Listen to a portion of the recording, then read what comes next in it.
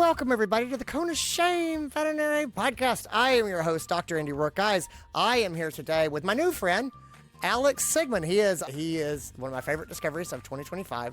He is the Vet Eye Guy on Instagram and TikTok. If you are of the social media persuasion, he's super fun. He's really interesting. He's growing a really impressive audience over there. You'll hear the story of kind of how I became aware of him at the beginning of this episode. I wanted to talk to him about, one, how do you become an aborted ophthalmologist and then end up doing so much work on social media, and how did that sort of come to be, and what did he learn? And we just dive into that, and it's really fascinating. We talk about ophthalmology residencies and internships and kind of what the journey is of going through those sorts of things, and kind of how he sort of found ophthalmology as a passion. So this is a great episode for people who love origin stories. It's a great episode for people who are thinking about being boarded in a specialty. It is a great episode for people who are interested in growing a social media presence themselves. And we get to talk to him about what works and kind of how he got started and what he found. And so anyway, it's a lovely, just all around very fun episode with a very interesting person. I hope you guys will enjoy it. Let's get into it. This is your show. We're glad you're here. We want to help you in your veterinary career. Welcome to the Cone of Shame with Dr. DrAndyRoark. Welcome to the podcast, Dr. Alex Sigmund. How are you, sir? I'm doing great. How are you? Man, I am so fantastic. I am thrilled to get some time to sit down and talk with you. You have been my favorite discovery in 2025. I'm just going to gush at you right from the beginning. Thank you. And so I'm so thrilled to get to spend some time with you. We've gotten to talk a couple of times in the recent past. And so for those who don't know you, you are a boarded ophthalmologist and you do a lot of work on social media. You are the Vet Eye Guy online. You're on Instagram. I think you're on TikTok as well. I'm not on TikTok. I see you on Instagram. Mostly Instagram. So the way that I became aware of you is I ran into you at VMX and we got to speak for a second, and I did not know you, and you came up and introduced yourself, and someone took a photo of the two of us, and it got back, and my team that works for me saw this photo and lost their minds. They were like, do you know who that is? And I was like, I'm sorry, I don't. And they're like, that's the Vet Eye Guy. And then I just got from all of them, I got different pieces of your social media and things that they loved. Oh. I have, to be totally transparent, I have a technician named Tyler Grogan who is a CVT, and she worked in an ophtho clinic, and she loves eyes. And so I think that the reaction was even extra heightened from her. But they were like, you have got to see this. And so that was in January. I started watching your social media, and Alex, you do outstanding work. Your stuff is fun and interesting, and it is bite-sized, and you take these really sort of scary concepts and make them very digestible and easy to understand in 60 seconds, which is really, really, really hard to do. And so that's wow, thank you. Well, it's true, but I don't think people don't realize how hard it is to actually do any real education in 60 seconds. I think maybe it's just I'm verbose, but I think it's very hard to do. It's been a learning curve for sure to go from making these, having hour-long lectures and then trying to condense that down. And so I may spend an hour making a 30-second video. But do you really? So when you start to do it, is it so let me just talk about sort of the education, how this stuff gets made. What's your process for sort of making these videos that you then put out? From conception of idea, how do you get to a finished product? So it literally something pops into my head or I have a question that someone asked me online, or an experience with a client or with an RDVM, anything like that can inspire something. And then I just kind of mull that over for 10 minutes probably. And then I'm like, I'm going to make the video. I feel inspired now. I'm going to go ahead and do it. And then I just do it over and over and over again until I get it right. So there's no scripting process. No, you just start filming it and then trying it again and again. Yep. I have a general outline. Nothing is written down. I very much just off the cuff wanted to be kind of how I am in real life, which is if you bring up eyes around me, I will immediately jump into some type of lecture, which is, to the detriment of my friendships. But that's kind of how I wanted it to be natural, with my videos. That's how I talk about it anyway. So I might as well do a video style. You definitely bring that across. It's so easy. You watch a couple of videos and you feel like it's just a couple of them, and you just very quickly go, "Oh, I love Alex. That guy's the best." Thank you. It's really well done. Let's talk a little bit about sort of how you got started. And so you were you one of those kids that always wanted to be a veterinarian when you were growing up? Actually, no. I figured I would do something in the upper level sciences. And once I got to undergrad, I went to the University of Georgia, and they have a large agriculture program there. And kind of as fate would have it, I accidentally selected biological sciences as my major instead of biology. And so biology was in a 15,000 person arts and sciences college, and biological sciences was in the College of Agriculture, which is only 1,500 students. Oh. And so I got a lot of really hands-on, one-on-one mentorship. I wasn't just a number. And then I was able to get into some courses within actually the School of Poultry Medicine and do certain surgical training while still in undergrad. So by the time I even got to vet school, I was already able to suture and do suture patterns and do some anatomy and physiology and stuff like that. And so I was sitting down with my mentor at the time and trying to decide, am I going to go to med school? Because that's kind of where I was going to go versus vet school. And he basically said, Alex, you need to go to vet school. And let me make this easy for you. He's like, let's make it easy. You love animals. You're going to do great. You should go to vet school. And my aunt is actually a general practitioner veterinarian as well. And so I kind of had that context too, where I was like, yes, I can totally do it. And so I applied. I did not get in my first time, but got in my second time and had kind of a gap year there, which honestly, I'm very thankful for. It kind of gave me a little bit of a reprieve before jumping straight into vet school. What did you do in your gap year real quick? So I still lived in Athens with some friends, and I worked as a cater waiter at a country club, and I worked as a delivery driver for Jason's Deli.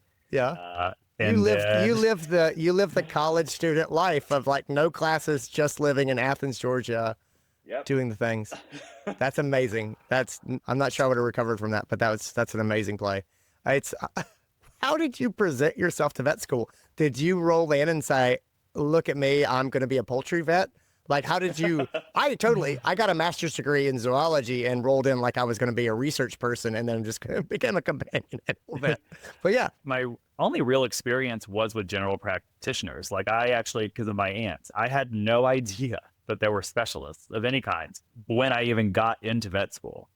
It wasn't until I started meeting the professors and seeing extra letters after their names and being like, wait, what does that mean? Oh, you're a surgeon, you're an anesthesiologist, those exist. And then it just kind of snowballed from there as I met more and more people. And it wasn't until actually my fourth year in clinics that I had the ophthalmology rotation and saw cataract surgery and knew that that's what I wanted to do. And I was going to kind of figure out how I could go and how I could get cataract surgery, as a skill, and made that a goal. And I kind of started delving a little bit more into ophthalmology. I didn't even take the ophthalmology elective in vet school, but no, because I was I loved everything. I was kind of conflicted because I was like, well, am I going to be a general practitioner? Because in general practice, you can kind of do a little bit of everything.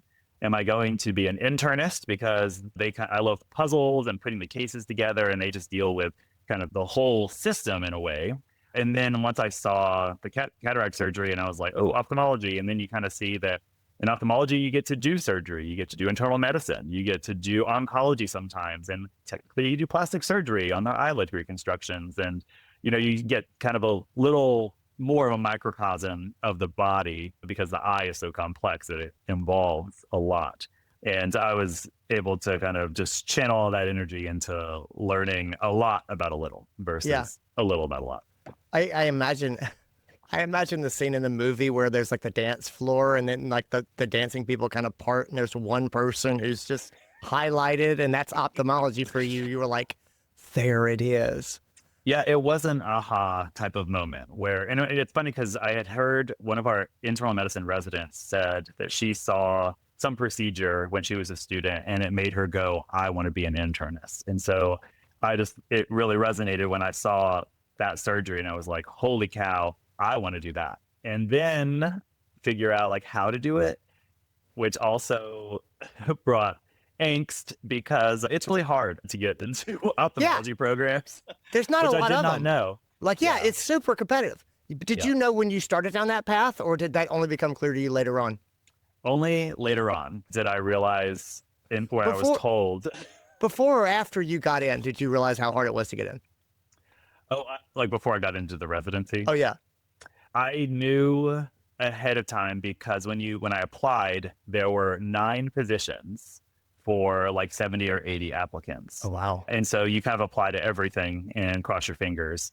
And the first time I applied, I did not get a residency. And that just kind of made me, again, take a beat and reevaluate if this was truly what I wanted to do, because it is a lot of sacrifice to wait. Back to Jason's Deli for another year. I know, right? Well, this time I was a little bit more productive with my time. And I did an ophthalmology internship down in Tampa, Florida, with 3 phenomenal ophthalmologists that really helped kind of hone my exam skills and some of my surgical skills that really started me off at the right spot when it came to starting my actual residency, which I got the second time around. What did you think when you were doing this internship year? So I'm always interested in this. So it's a thing I think a lot of people don't talk about. So we have a lot of colleagues, and they come out of vet school and they apply for the residency, and it doesn't happen the first year, just for the same reasons that you said, of a huge number of applicants for a very small position. And then it's really interesting to me to watch people and how they respond to that initial setback. And people are very different. Some people go, well, it's not meant to be. And there's some people who say, oh no, I want this. And there's a certain amount of resilience. What was sort of your experience as you went into this internship? Did you see it as a stepping stone to where you're going? Did it feel like a setback? How was that? Definitely a mixed bag, I would say, because of course you've already spent so much time in vet school. You've done a rotating internship. That's 5 years, of time after you just finished undergrad.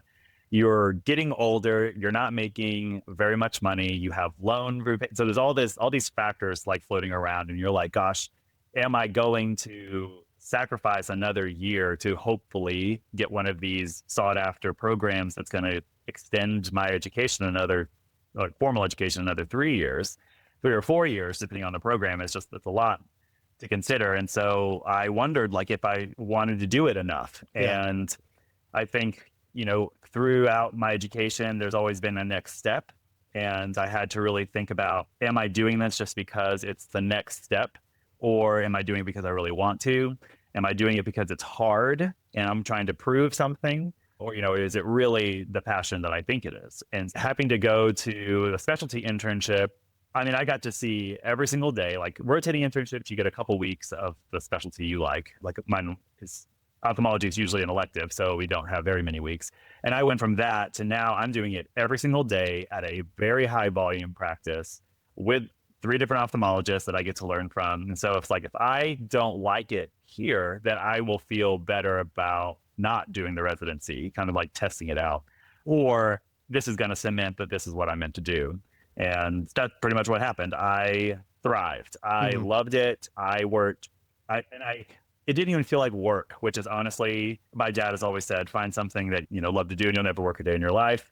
And that was exactly what it was. I loved going to work. I was there at 7:30 every single morning. I was like last to leave. I was studying. I was outlines. Research articles, journal clubs. I was like so invested, and that just really cemented that. Okay, I'm gonna do this. And fortunately, I got a call from one of the programs from the University of Tennessee that I had applied to before, and they're like, "Hey, we just want you to come and take this spot. We don't want to look at anybody else," because they had also heard, I guess, from my mentors during my specialty internship, hopefully good things since they picked me. And so that was just kind of, sent me over the moon. And even in residency, I'd say people think I'm crazy. I would do residency again, which I don't think a lot of people would say. But I love my program. My mentors were phenomenal. I got so much great experience. It really prepared me so well to go out into specialty practice. My program was very busy, I would say it's probably busier than I was out in private practice. Really? Because we would see, anywhere from 18 to 28 cases a day and do sometimes 3 or 4 cataract surgeries a week. I mean, it was like very busy for an academic institution, which just really made me feel like, oh yeah, I can totally do this because I'm having fun these 3 years in residency while also studying for boards, which is a whole other headache. Yeah. And then to get out into the real world, I'm like, well, I can definitely do this because I've been doing it and it's awesome. Well, so you're clearly invested in this. You've found your passion that you want to pursue, which is wonderful. Alex, when did this start to transition to the stuff that you're doing online? Because your online presence has really grown very quickly. You're very popular. Did you have aspirations of being like a media personality coming out of your residency? Was that even on your radar? Not at all, frankly. I knew that I enjoyed teaching during internship and residency. I loved rounds and discussing things on the floor with the students and other interns and residents sometimes. I loved doing all of that. And so I kind of knew that I was capable of doing it. And I had some positive feedback during those in-person experiences. So I was like, okay, I mean, I can talk about eyes and people not fall asleep. So that's good. And then social media just kind of I stumbled upon. I mean, I had my own kind of personal account, but then randomly the name The Vet Eye Guy popped into my head, and I went ahead and registered it on Instagram, and I held on to it for, I would say, probably a year and a half. And it was just sitting there unused, hidden away. And we were doing this service dog eye screening, that program that ACVO, our college, kind of puts on every May for service animals. And somehow a woman on there found the Vet Eye Guy account and tagged me in her post. And I was like, how did she even find that? Because it's hidden. It was a private account. And I was like, oh, sure, I'll like share it, and started activating it. And then I was posting throughout that day with the different people that I saw or met that day. And I think what was the real trigger, though, to really start making content was I saw a video that was wrong. Oh, and yes. It's like a sliver under your skin, it's like a splinter. Yeah. And I was like, I haven't seen, because I'm on social media, I'm a doom scroller. Okay. So, and I haven't seen anything about ophthalmology education. And so I was like, you know what? Why not? Why can't I do it? And so I met some people that are kind of vet influencers, and they were like, you just got to commit and you got to do it. And I was like, I hate recording myself. And they were like, doesn't matter, because that's what people want to see. They don't necessarily respond as well to posts. They need reels and la. And I was like, oh, okay, shoot. Okay. And then just kind of got more and more comfortable with it. And kind of you find your little niche of not niche, I guess your stride about what feels good, how, I never want to feel pressured, because I don't want, ophthalmology is not work to me. So I don't want to feel like social media is work.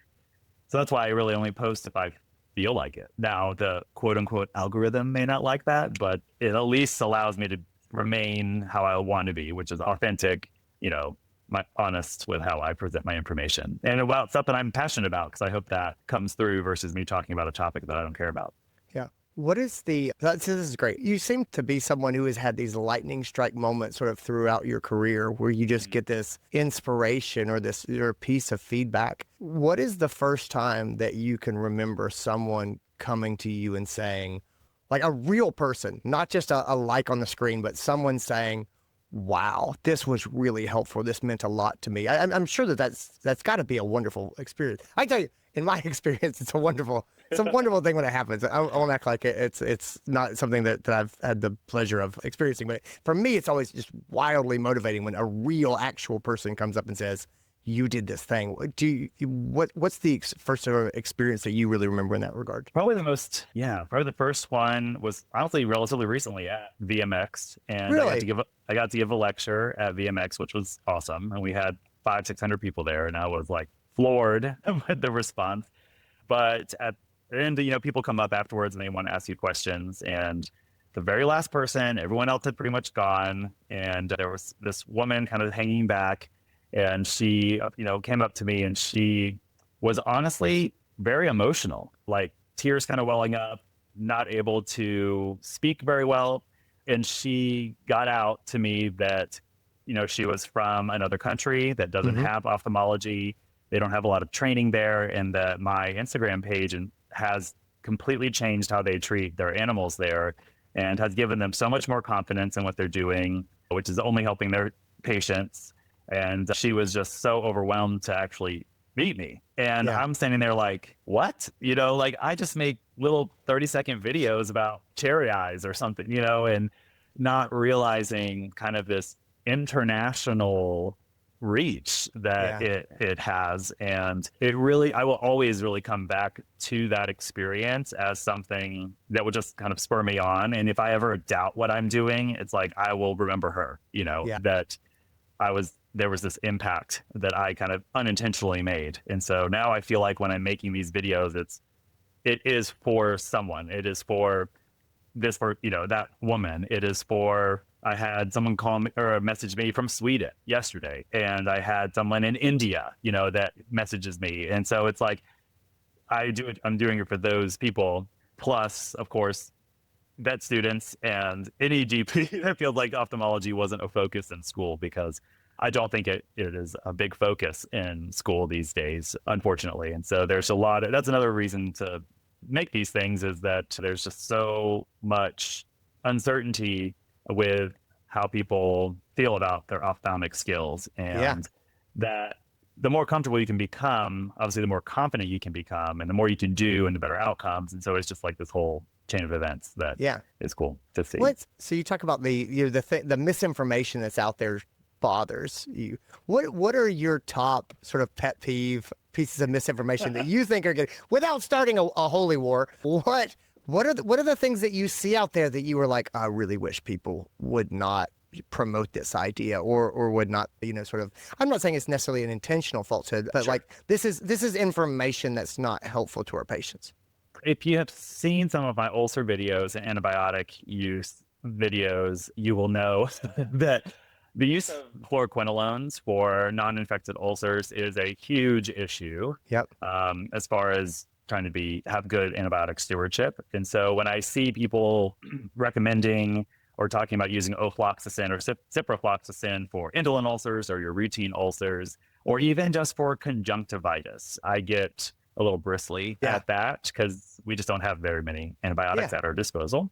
So that's number one. Number two is that's a great answer. First of all, that's a fantastic. I'm like, oh yeah, I'm checking myself mentally. I'm like, no, I think I'm good on this one. I think I'm okay. What makes that challenging as well is that there are ophthalmologists that use fluoroquinolones more frequently than I think they should. And that gets confusing for general practitioners. So anyway, at the University of Tennessee, they're really big on antibiotic stewardship. I know at Iowa State, they're really big on antibiotic stewardship as well. And so that's the vibe that I will continue. Number two is probably that eye drops can dissolve cataracts. Okay. There are products on the market that are reported to dissolve cataracts, and that is not true. And so it basically takes advantage of people who don't know any better and just trying to help their animals. And then I guess the last one, maybe removing cherry eyes. Them off. Just cutting them off. I am there. Yeah. Don't do that. Yeah. Just don't do it. I felt the sort of chill go down my spine, like, ooh, ouch. Because I think the success rate for cherry eye surgery, when done correctly, is 90% or higher, kind of regardless of the procedure you're doing, because there's a lot of different procedures you can do. And I think a lot of vets will underreport success rates because they aren't as experienced, and they are reporting more about their success rates rather than like success rate as a whole for this surgery. And, I've heard people say, well, my vet cut it out because they said there's only a 30% chance the surgery would work. And I'm just like, yeah, that's hopefully you don't get issues later on, but that's where, like, I have a video in the queue for Instagram about doing cherry eye surgery, and I want to help with wet labs at conferences and stuff like that to help people become more comfortable, because that's kind of a fairly straightforward procedure that, once you're comfortable with, has a very high success rate and ensures or helps to maintain a healthy tear film. Dr. Alex Sigmund, thank you so much for being here and sharing your journey and experience with me. I really appreciate it. Where can people find you online? The Vet Eye Guy. Tell me more about that. Yeah, so I'm the Vet Eye Guy on Instagram and TikTok. I would say just tune into the Instagram. That's where most of the good stuff is. And I just hope people can learn a little bit, laugh a little bit, and then kind of take a little bit to share with other people. Yeah, thanks so much for being here. Guys, thanks for tuning in, everybody. Take care of yourselves, gang. Yeah, thank y'all. And that's what I got. Guys, thanks for being here. Thanks to Alex Sigmund for being here with us. Check out his Instagram, The Vet Eye Guy, and keep an eye on him. He's really fun. He does great positive content that makes the world better for pets and people, and I always just love to support that. So anyway, gang, thanks for being here. Take care. I'll talk to you later. Bye.